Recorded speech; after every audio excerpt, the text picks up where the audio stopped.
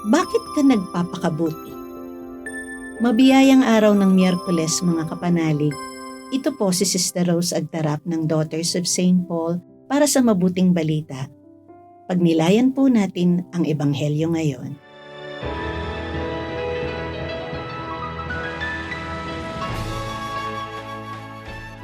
Sinabi ni Jesus sa kanyang mga alagad, Mag-ingat na hindi maging pakitang tao lamang ang inyong mabubuting gawa. Kung ganito ang gagawin niyo, wala na kayong gantimpala sa inyong amang nasa langit. Kaya pag nagbibigay ka ng limos, huwag pahipan ang trumpeta sa unahan, gaya ng ginagawa ng mga mapagkunwari sa sinagoga at sa mga daan. Gusto nilang mapuri ng mga tao. Sinisiguro ko sa inyo na nagantimpalaan na sila ng gusto. Kaya kung ikaw naman ang magbibigay ng limos, huwag ipaalam sa iyong kaliwang kamay ang ginagawa ng iyong kanang kamay, at mananatiling lihim ang iyong paglilimos, at ang iyong amang nakakakita sa mga lihim ang siyang gagantimpala sa iyo. Kung mananalangin kayo, huwag niyong tularan ang mga mapagkunwari. Gustong-gusto nilang tumayo sa mga sinagoga o sa mga daan para manalangin nang nakikita ng marami. Sinisiguro ko sa inyo na nagantimpalaan na sila ng gusto. At kung ikaw naman ang mananalangin, pumasok sa iyong silid, isara ang pinto, at manalangin sa iyong ama na kasama mo ng lihim. At ang iyong ama na nakakakita sa ipinaglilihim ang gagantimpala sa iyo. Pag mag-aayuno kayo, huwag magpakita ng lungkot sa mukha, gaya ng mga mapagkunwari. Nagpapakita sila ng lungkot sa mukha para makita ng tao na nag-aayuno sila. Talagang sinasabi ko sa inyo na nagantimpalaan na sila ng gusto. Kung ikaw naman ang mag-aayuno, maghilamos at ayusin ang sarili, sapagkat hindi ka nag-aayuno na pakitang tao lamang, kundi para sa iyong amang nakakakita sa lahat, at gagantimpalaan ka ng iyong amang nakakakita sa lahat ng lihim.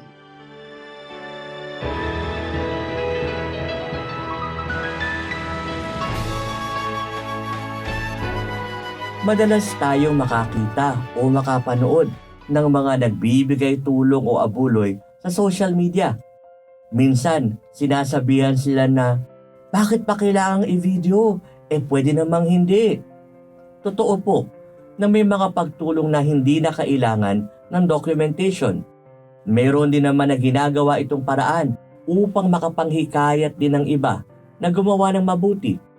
Pareho silang mabuting intensyon. Ito marahil ang mas makakabuting bigyan ng focus o atensyon. Bakit ka tutulong? Bakit ka nananalangin? Bakit ka nagpapakabuti? Dahil lamang ba nakatingin ng iba? Dahil ba sa sasabihin ng iba? Sabi nila, ang taong nabubuhay sa sabi nila, sa pakitang tao na babatay ang saya. Hindi magtatagal, magbabago muli ang sabi nila, at tiyak, hindi ka na sasaya. Tandaan, laging may masasabi ang iba, maganda o hindi maganda. Hindi naman pwedeng puro sabi mo na lang, sabi ko, yabang na yun. Sabi nila, sabi mo. O ano ang sabi ng Diyos sa iyo? Ano ang misyon ng Diyos sa iyo? Gumawa tayo at din ng ating misyon. May video o wala? May nakatingin man o nag-iisa? Hindi na kailangang malaman ng kaliwang kamay ang ginagawang kabutihan ng kanan. Sa ating pagkakawang gawa, sa pananalangin, o sa ating buhay at pagsisikap magpakabuti, ang pamantayan nawa natin at gawing gabay ay ang ating pakikinig at pagsunod sa kalooban ng Diyos. Hindi ang mata o masasabi ng iba. Nakikita ng Ama ang ating tunay na kalooban. Manatiling tapat sa ating pagsisikap na maging mabuti araw-araw.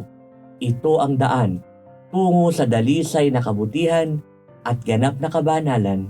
Amen. Mga kapanalig, support our Paulines mission. Subscribe, like, and follow Paulines on our social media accounts. Donate through our donations channels to help us continue our ministry.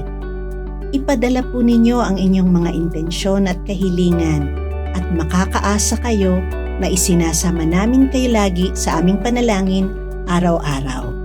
Ito pong muli si Sister Rose ng Daughters of St. Paul na nagpapaalala ng bilin ni San Pablo. Magalak kayong lagi sa Panginoon. Ipadama ninyo sa lahat ang inyong kabutihang loob.